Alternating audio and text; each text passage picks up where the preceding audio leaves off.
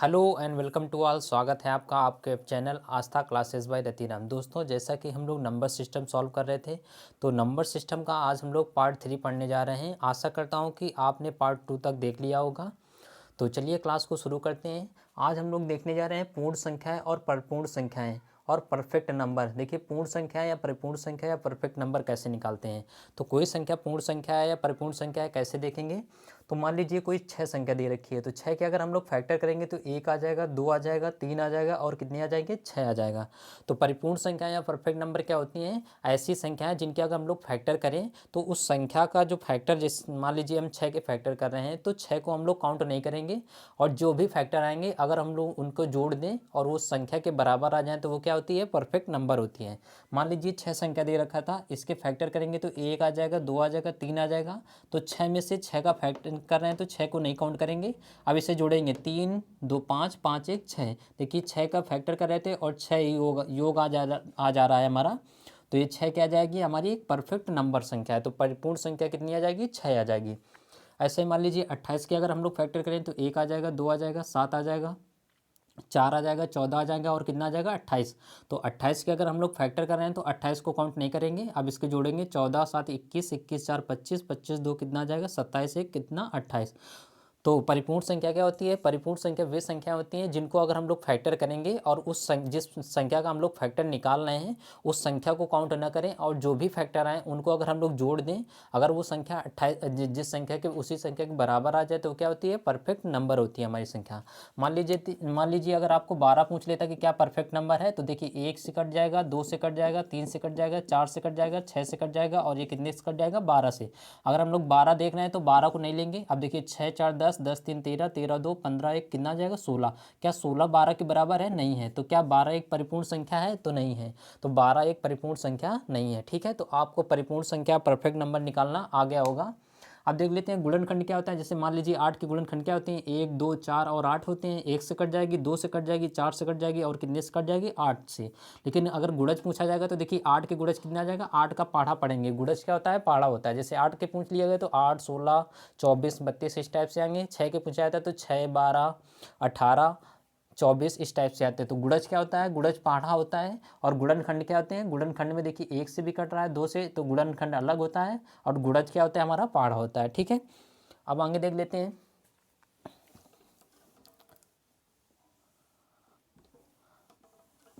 अब देख लेते हैं। देखिए मान लीजिए एक सवाल बहुत पूछा जाता है आपसे। मान लीजिए कोई संख्या 300 देगा आपको, कोई संख्या आपको दे देगा, उसमें पूछेगा कि धनात्मक गुणनखंडों की संख्या इसमें कितनी है। धनात्मक गुणनखंडों की संख्याओं का योग क्या कितना दे रखा है। फिर पूछेगा सम गुणनखंडों की संख्या, फिर सम गुणनखंडों की संख्याओं का योग, फिर विषम गुणनखंडों की संख्या, विषम गुणनखंडों की संख्याओं का योग और अभाज्य गुणनखंडों की संख्या। ये 7 क्वेश्चन आपसे बहुत ज़्यादा पूछे जाते हैं एग्जाम में। आप किसी भी एग्जाम की तैयारी कर रहे हो, आपने अक्सर देखा होगा कि कोई आपको संख्या दे देता है, उसमें पूछ लेता है धनात्मक गुणनखंडों की कितनी संख्या कितनी है, धनात्मक गुणनखंडों की संख्याओं का योग कितना होगा, सम गुणनखंडों की संख्या कितनी होगी, सम गुणनखंडों की संख्याओं का योग, विषम गुणनखंडों की संख्या क्या होगी, विषम गुणनखंडों की संख्याओं का योग, फिर अभाज्य गुणनखंडों की संख्या। तो देखिए धनात्मक गुणनखंडों की संख्या निकालना हो तो क्या करेंगे, जो भी संख्या दे रखी है कि मान ली 300 दे रखा है मान लीजिए, तो 300 को अगर हम लोग काटेंगे, 2 से काटेंगे तो कितना आ जाएगा, 150 आ जाएगा। 2 से फिर काटेंगे तो कितना आ जाएगा, 75। फिर 3 से काटेंगे तो 25 आ जाएगा। फिर 25 को 5 से काटेंगे तो कितना आ जाएगा, ये आ जाएंगे। तो अगर हम लोग इसे लिखना चाहें पावर में तो कितना लिख सकते हैं। देखिए 2 की पावर 1, 2 की पावर 1, तो 2 की पावर कितना आ जाएगा, 2 आ जाएगा, मल्टीप्लाई। देखिए 3 कितनी बार आ रहा है, 1, तो 3 की पावर 1 आ जाएगी। 5 कितनी बार आ रहा है हमारा, 5 2 बार आ रहा है। तो सबसे पहले जो भी संख्या दे रखी है उसको गुणनखंड करेंगे। तो गुणनखंड हमने किया तो 2 की पावर 2 आ जाएगा, 3 की पावर 1 आ जाएगा और 5 की पावर कितना आ जाएगा, 2। अब आपसे पूछ लिए मान लीजिए धनात्मक गुणनखंडों की संख्या, तो कुछ नहीं करते हैं, पावर में से क्या करते हैं, एक जोड़कर क्या करते हैं, गुणा करते हैं। पावर में एक जोड़ेंगे और क्या कर देंगे, गुणा कर देंगे। तो आ जाएगी हमारे धनात्मक गुणनखंडों की संख्या।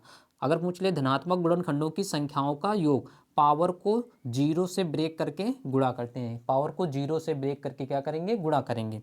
आपसे पूछ ले सम गुणनखंडों की संख्या, तो सम संख्या की पावर में एक नहीं जोड़ते हैं। तो सम संख्या की पावर में क्या करेंगे, एक नहीं जोड़ते हैं।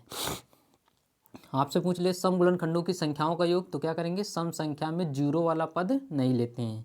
फिर आपसे पूछ ले विषम गुणनखंडों की संख्या, तो सम को नहीं लेंगे। अगर विषम गुणनखंडों की संख्याओं का योग पूछेगा तो सम को हम लोग नहीं लेंगे। अभाज्य गुणनखंडों की संख्या पूछ ले तो पावर को क्या करते हैं, जोड़ देते हैं। तो मान लीजिए आपसे पूछ लिया गया, ये 300 दे रखा था क्वेश्चन, 300 में पूछ लिया गया धनात्मक गुणनखंडों की संख्या। तो पहले इस टाइप से हम लोग लिख लेंगे इसे, ठीक है। फिर क्या लिखा हुआ था, पावर में एक जोड़कर क्या करते हैं, गुणा करते हैं। तो पावर में एक जोड़ेंगे, देखिए 2 की पावर 2 दे रखा है तो 2 में से एक जोड़ेंगे, फिर मल्टीप्लाई लगाएंगे, देखिए 1 दे रखा है तो 1 + 1 आ जाएगा, फिर मल्टीप्लाई लगाएंगे, फिर कितना आ जाएगा, देखिए 2 दे रखा था, 2 + 1, अब गुणा करेंगे, 2 1 कितना आ जाएगा, 3 आ जाएगा, फिर मल्टीप्लाई 2 1 कितना आ जाएगा, 3 आ जाएगा, सॉरी 1 1 कितना आ जाएगा, 2 आ जाएगा, फिर मल्टीप्लाई 2 1 कितना आ जाएगा, 3 आ जाएगा, 3 का गुणा 2 में करेंगे तो कितना आ जाएगा, 6, और 6 में से 3 का गुणा करेंगे तो 36 कितना आ जाएगा, 18। तो आपसे पूछा जाए अगर क्वेश्चन में 300 में धनात्मक गुणनखंडों की संख्या कितनी होगी, तो धनात्मक गुणनखंडों की संख्या कितनी आ जाएगी, 18 आ जाएगी। देखिए जब धनात्मक गुणनखंडों की संख्या निकालना है तो हम क्या कर रहे हैं कि पावर में एक जोड़कर क्या कर रहे हैं, हम लोग गुणा करते हैं। पावर में जो भी पावर दे रखी होंगी उनमें पावर में एक एक जोड़ करके क्या करेंगे, इनका गुणा कर देंगे। तो देखिए 2 पावर दे रखी थी तो एक जोड़ देंगे तो 3 आ जाएगा, एक दे रखा था एक पावर तो 2 आ जाएगा, अब 2 दे रखा है तो एक जोड़ेंगे तो कितना आ जाएगा, 3, और सबका क्या करेंगे, मल्टीप्लाई करेंगे। तो आ जाएंगे हमारी धनात्मक गुणनखंडों की संख्या कितनी आ जाएगी, 18 आ जाएगी। कितनी आ जाएगी, 18। अब आपसे पूछ लेता कि धनात्मक गुणनखंडों की संख्याओं का योग कितना होगा। तो धनात्मक गुणनखंडों की संख्याओं का योग कैसे निकालेंगे, पावर को कहाँ से ब्रेक करेंगे, 0 से ब्रेक करते हैं। पावर को क्या करते हैं, 0 से ब्रेक। तो देखिए 2 की पावर, देखिए 2 की पावर 2 दे रखा था, मल्टीप्लाई 3 की पावर 1, मल्टीप्लाई 5 की पावर कितना दे रखा था, 2 दे रखा था। अब देखिए 0 से ब्रेक करेंगे तो 2 की पावर 0 लिखेंगे, प्लस लगाएंगे, 2 की पावर 1 आ जाएगा, प्लस 2 की पावर कितना रखेंगे, 2। तो इसको क्या लिखेंगे, 2 की पावर 2 को, 2 की पावर 0, फिर 1, फिर कितना रखेंगे, 2, फिर क्या लगाएंगे, फिर गुणे के निशान लगाएंगे। फिर देखिए इसको क्या लिखेंगे हम लोग, 3 की पावर 0 आ जाएगा, फिर 3 की पावर 1 आ जाएगा, फिर 3 की पावर कितना आ जाएगा, 2 आ जाएगा, सॉरी 3 की पावर 0 आ जाएगा, फिर 3 की पावर कितना आ जाएगा, 1 आ जाएगा, फिर मल्टीप्लाई के निशान लगाएंगे। देखिए 5 की पावर 2 को क्या लिखेंगे, 5 की पावर 0 प्लस 5 की पावर 1 प्लस 5 की पावर कितना आ जाएगा, 2 आ जाएगा। अब देखिए 2 की पावर किसी की पावर 0 होगा उसका मान कितना आ जाएगा, 1 आ जाएगा, तो ये 1 आ जाएगा, प्लस 2 की पावर 1 कितना आ जाएगा, 2 आ जाएगा, प्लस 2 की पावर 2 कितना आ जाएगा, 4 आ जाएगा। फिर मल्टीप्लाई के निशान लगाएंगे हम लोग, तो ये आ जाएगा 1 + 2 प्लस कितना आ जाएगा, 4 आ जाएगा। अब ऐसे इसका 3 की पावर 1 का मान 1 आ जाएगा, फिर 3 की पावर 1 का मान कितना आ जाएगा, 3। फिर मल्टीप्लाई लगाएंगे, 5 की पावर 0 का मान 1 आ जाएगा, 5 की पावर 1 का मान 5 आ जाएगा, और 5 की पावर 2 का मान कितना आ जाएगा, 25 आ जाएगा। अब देखिए 4 में से 2 जोड़ेंगे तो 6, और 6 कितना आ जाएगा, 7 आ जाएगा। फिर मल्टीप्लाई लगाएंगे, 3 में से 1 जोड़ेंगे तो कितना आ जाएगा, 4 आ जाएगा। फिर मल्टीप्लाई 25 में से 5 जोड़ेंगे तो 30, और 30 से कितना आ जाएगा, 31 आ जाएगा। अब देखिए 31 का गुणा 4 में करें, इतने 31 का गुणा 4 में करेंगे तो 4 आ जाएगा, और 4 दिए कितना आ जाएगा, 12, 124 आ जाएगा। 124 में से 7 का मल्टीप्लाई करेंगे तो आ जाएगा 7 चौको 28, और 12 सत्ते 84, 84 2 कितना आ जाएगा, 86 आ जाएगा। तो 868 आ जाएगा हमारा, क्या आ जाएगा, धनात्मक गुणनखंडों की संख्याओं का योग। इतनी बात आपको समझ में आई। पहले देखिए धनात्मक गुणनखंडों की संख्या निकालते थे तो जो भी पावर दे रखा होगा उसमें एक जोड़ देंगे। अगर मान लीजिए धनात्मक गुणनखंडों की संख्याओं का योग निकालना होगा तो पावर को कहाँ से ब्रेक करेंगे, 0 से ब्रेक करेंगे। 2 की पावर 2 दे रखा था, 3 की पावर 1 दे रखा था, और 5 की पावर 2 दे रखा था, तो क्या करेंगे, 2 की पावर 0 करेंगे, फिर 2 की पावर 1 करेंगे, फिर 2 की पावर 2 करेंगे, फिर मल्टीप्लाई का निशान लगाएंगे, फिर 3 की पावर 0 करेंगे, प्लस 3 की पावर कितना करेंगे, 1 करेंगे, फिर 5 की पावर 0 करेंगे, फिर 5 की पावर 2, 5 की पावर 1 करेंगे, फिर 5 की पावर कितना करेंगे, 2 करेंगे। जो भी मान आएंगे उनको गुणा कर लेंगे आपस में, तो ये क्या आ जाएगी, धनात्मक गुणनखंडों की संख्या। अब हमसे निकालने के लिए बोलता है कि सम गुणनखंडों की संख्या कैसे निकालेंगे। तो सम गुणनखंडों की संख्या कैसे निकालते थे, तो सम गुणनखंडों की संख्या में क्या करेंगे कि जो भी सम की पावर में दे रखा होगा उसमें एक नहीं जोड़ते हैं। जो भी सम पावर में दे रखा होगा उसमें क्या करेंगे, एक नहीं जोड़ेंगे। तो सम गुणनखंडों की संख्या कैसे निकालेंगे, सम संख्या की पावर में एक नहीं जोड़ते हैं। तो ठीक है, तो देखिए कैसे निकालेंगे इसको। तो सम गुणनखंडों की संख्या अगर आपसे पूछ लेगा तो देखिए 2 की पावर, देखिए सम कितना है, 2 की पावर कितना दे रखा है, 2, तो इसमें एक नहीं जोड़ेंगे, फिर मल्टीप्लाई लगाएंगे।